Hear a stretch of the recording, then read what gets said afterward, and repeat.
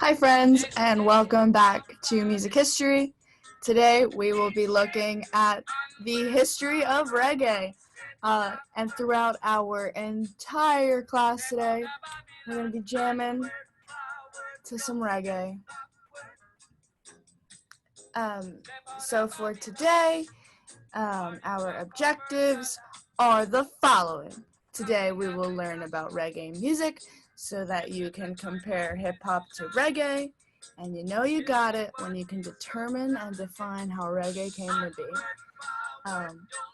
And as the song changes, I will pause so that you guys know what we're listening to. Right now we're listening to One Step Forward by Max Romero and the Upsetters. So let's get started. On our screen, we see a map of Jamaica.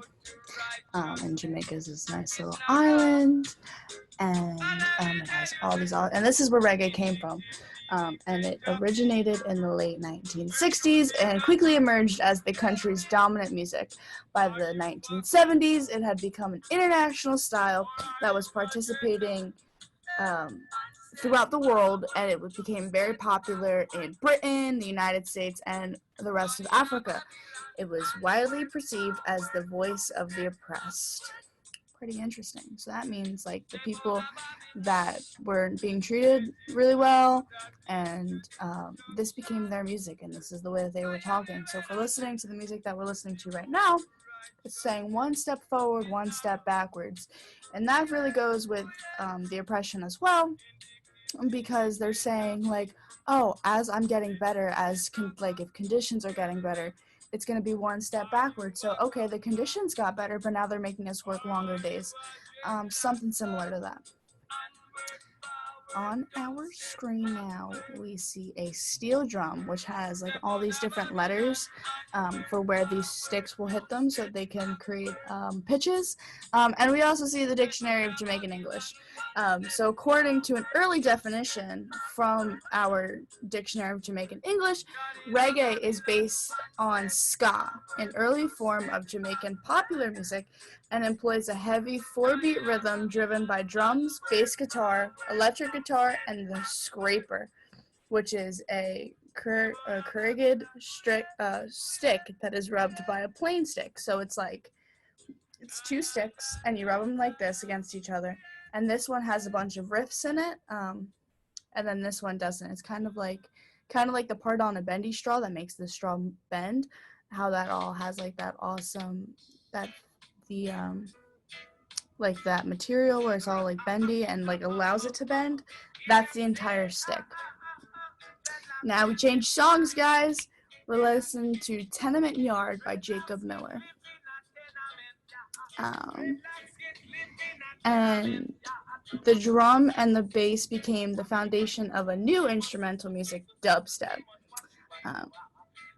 The Dictionary of Jamaican English, which we have right over here, further states that the chunking sound of the rhythmic guitar that comes at the end of measures acts as an accompaniment to emotional songs, often expressing rejection of established white man culture. And it's just saying like that the people aren't going to be following the strict regiments of white man music. So when reggae was coming to be, that was still like the jazz era, and some classical music. So the people of Jamaica were just trying to revert completely away from it. There's a lot of things, especially going on right now, that have to deal with white man culture. And Trey has been doing an amazing job talking about in his videos about the revolts and everything that's going on in today's world. And he's going to do a better job explaining it than I am. So please make sure you go watch Trey's videos for a better understanding of what that means. Another term that was coming to be when defining reggae was the guitar playing effect, which is called skenge, which is identified with the sound of gunshots ricocheting in the streets of Kingston ghettos. So Kingston, if we look at our first map, is the capital of Jamaica. And it's just to tell like the story of everything that's been going on with the people that live there. And thus reggae expresses the sound and pressures of ghetto life. And it was the music of the rude boy. So everybody was assuming when reggae came to be that the white man had all of this respect and that they were the only people that were right. And then the African Americans and anybody that wasn't white were just there and were there to be rude and mean and all these awful things that are absolutely not true. And reggae was coming to be during the civil rights movement here in the US, which also caused for the look of the rude boy. We did have a song change, guys, and now we're listening to Soldiers by Steel Pulse. On our screen, we see some pretty famous reggae musicians. Before we get into some of their names, the most famous reggae musician is right here in the middle, Bob Marley. What a great guy.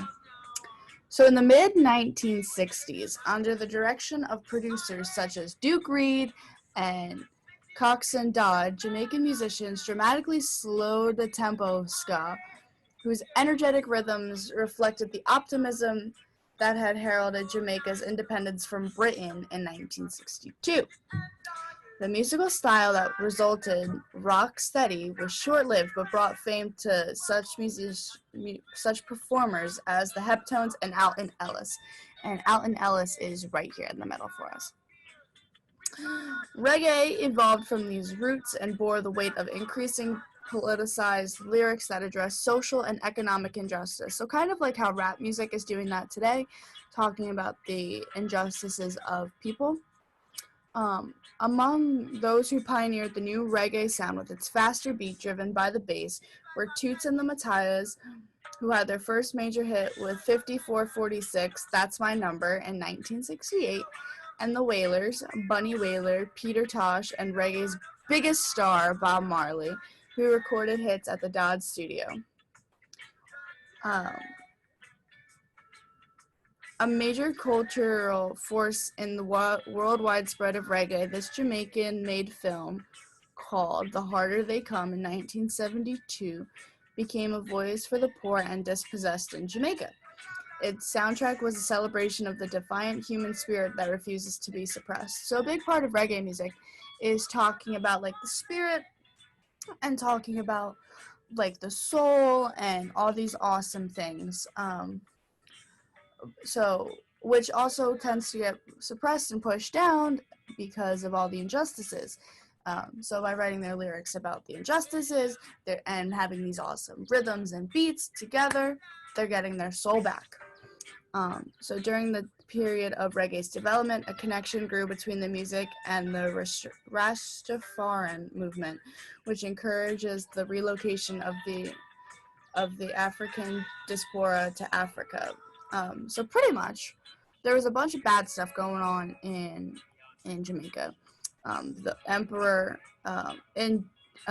endorsed sacrifices and didn't want equal rights and justice for the people. So there was this awesome movement that was trying to get the people out of Jamaica and back to Africa, so that, like the continent of Africa, so that they would get better treatment and they would get better justice.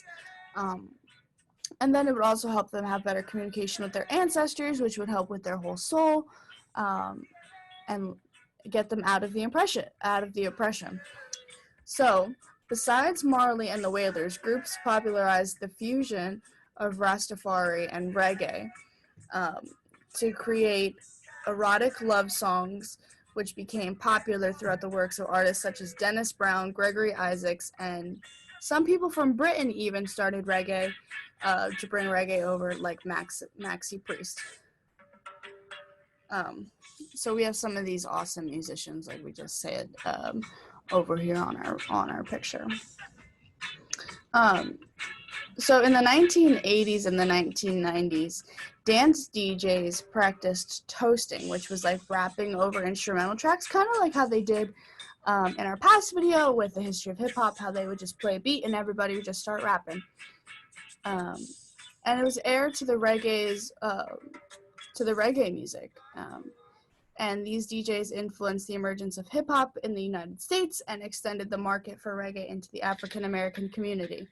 At the beginning of the 21st century, reggae remained one of the weapons of choice for the urban poor, whose lyrical gun, in the words of performer Shabba Ranks, earned them a measure of respectability.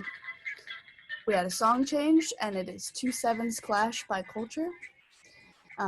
So there's a lot more to reggae music than what everybody thinks of like the songs about illegal drugs and love. Reggae music was used as a way to talk about what was going on in the oppression and how people wanted to get better and feel better.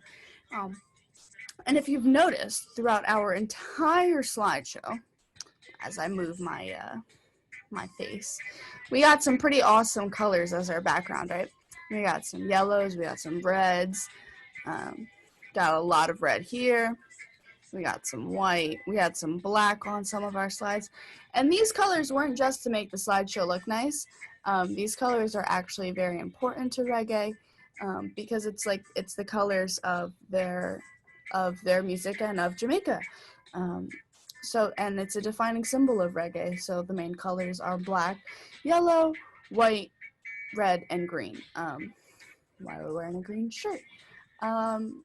So reggae is a really cool art form, and there are some amazing musicians outside of Bob Marley, as we've listened to throughout our class today.